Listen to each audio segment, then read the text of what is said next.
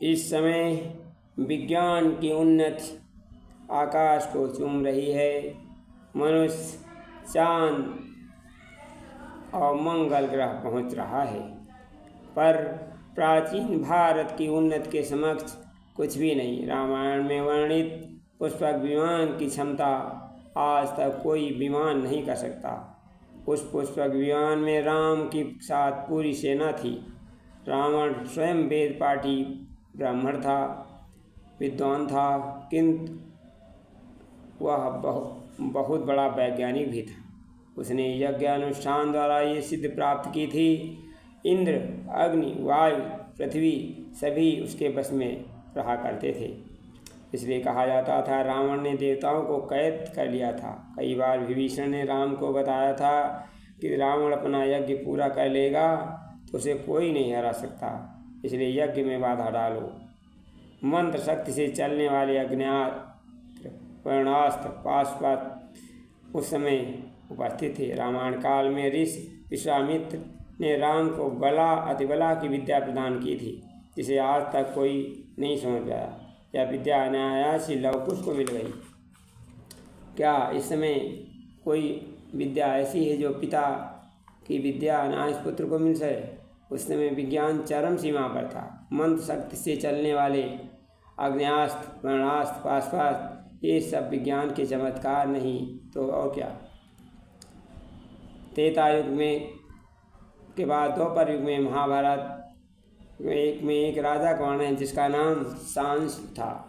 उसकी राजधानी हवा में उड़ती फिरती थी। वायुयान में बाजार, दुकानें, होटल, सिनेमाघर, खेल के मैदान, अस्पताल, अदालतें, कार्यालय सब कुछ थे। राजा के मंत्री, पुलिस आज सब उसमें रहते थे। यह वायुयान भूमि, जल, आकाश सब जगह चल सकता था। इसका नाम था सौभ और इसे सौभ नगर भी कहते थे।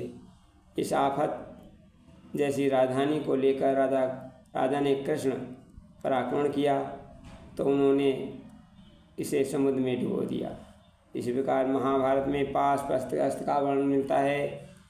जब भगवान कृष्ण ने देखा युद्ध अनिवार्य है तो उन्होंने अर्जुन को भगवान शिव के पास उस अद्भुत अस्त्र को लाने को कहा। अर्जुन ने तपस्या की, अस्त्र प्राप्त किया। भगवान शिव ने चलाने और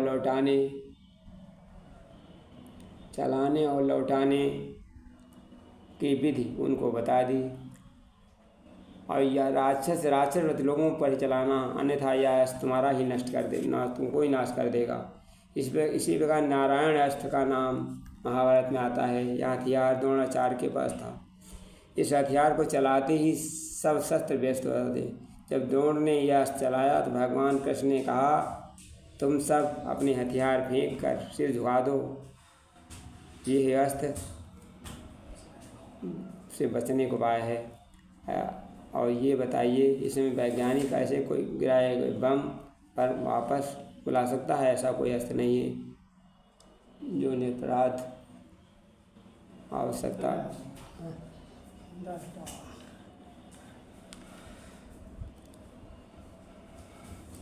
निरपराध व्यक्तियों को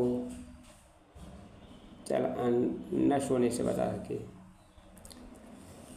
श्रद्धा प्रज्ञा का संगम हो विज्ञान हमें वह रचना है।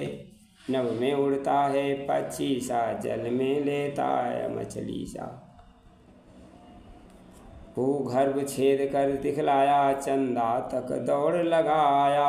हिल मिलकर पृथ्वी पर रह ले इंसान हमें वो रचना है।